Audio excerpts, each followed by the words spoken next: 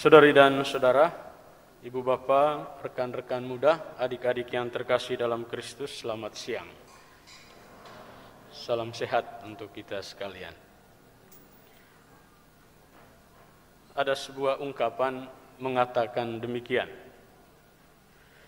Hidup hanya sekali.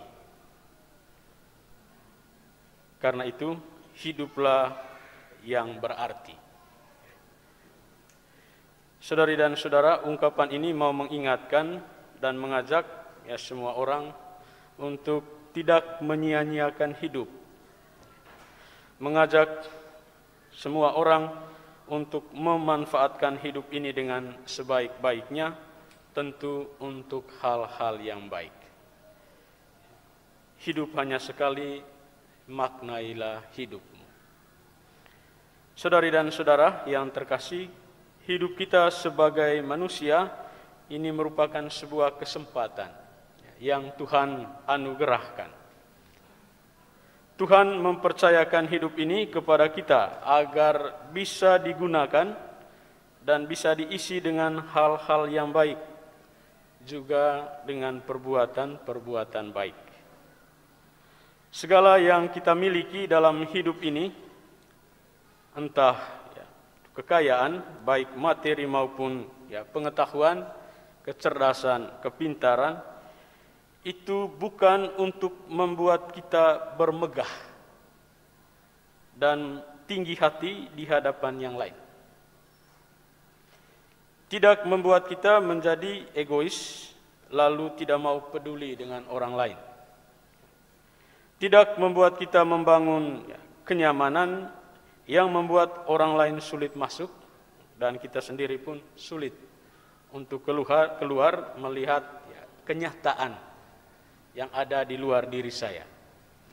Karena kalau orang sudah membangun benteng nyaman, dia akan nyaman terus. Dia susah untuk melihat apa yang sedang terjadi di sana, di luar dirinya. Orang kaya dalam perumpamaan adalah contoh dan model orang yang tidak memanfaatkan waktu hidupnya dengan baik.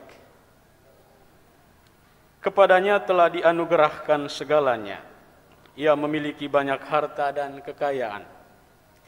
Hidupnya pun sangat berkecukupan. Makanan berlimpah, minuman terjamin. Pakaiannya pun mewah.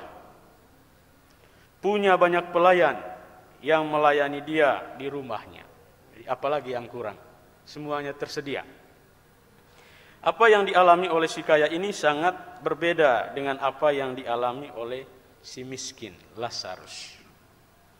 Saudari dan saudara yang terkasih, si kaya dikatakan tidak memanfaatkan waktu hidupnya dengan baik karena ia hanya memikirkan dirinya sendiri.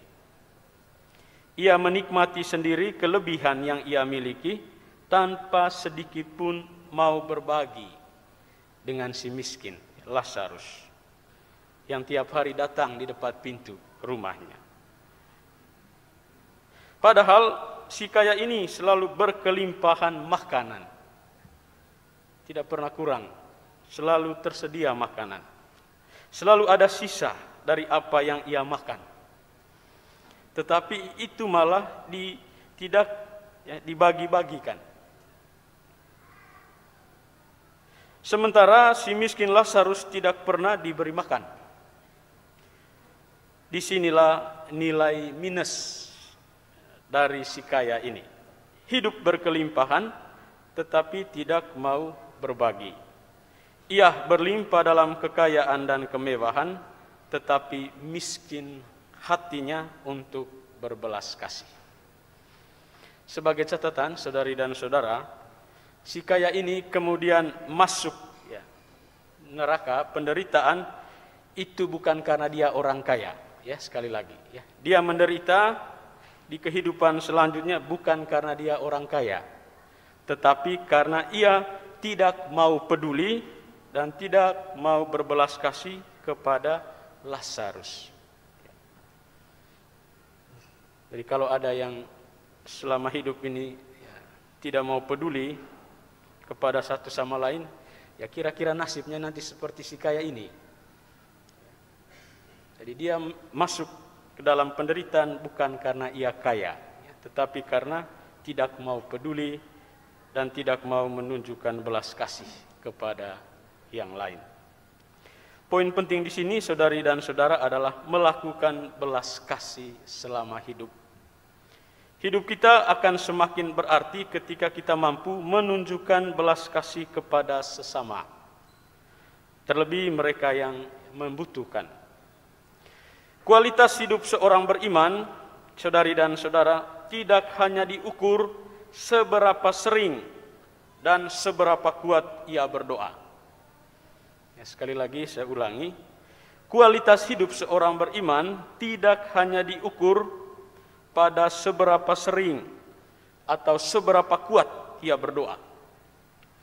Tetapi kualitas hidup orang beriman juga dapat dilihat dari seberapa sering ia menunjukkan belas kasihnya kepada yang lain.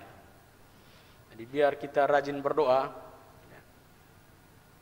tetapi kalau kita tidak pernah peduli dengan sesama, tidak pernah menunjukkan belas kasih, ya berarti masih minus ya kualitas iman sebagai orang Katolik. Belas kasih adalah identitas dan cara berada kita sebagai orang beriman. Karena Yesus sendiri mewarisi dan memandatkan ini kepada kita, sebagaimana Yesus pun dalam seluruh hidup dan pelayanannya diwarnai oleh belas kasih itu. Saudari dan saudara yang terkasih, kepada kita telah dianugerahkan waktu untuk hidup oleh Tuhan. Dan kesempatan hidup itu diberikan Tuhan sekali, ya hanya sekali untuk tiap-tiap orang. Hari ini kita kembali diajak untuk melihat dan merenungkan kembali waktu hidup yang telah dan masih Tuhan anugerahkan untuk kita masing-masing. Apakah hidup saya sudah sungguh saya isi dengan hal dan perbuatan yang baik ataukah belum? Apakah hidup saya sudah sungguh bermanfaat bagi yang lain ataukah belum? Hidup ini hanya sekali, maka marilah memaknai hidup ini. Apa yang kita buat dan yang kita lakukan selama hidup akan menentukan kehidupan kita setelah kita pergi dari dunia ini. Semoga Tuhan memberkati kita. Amin.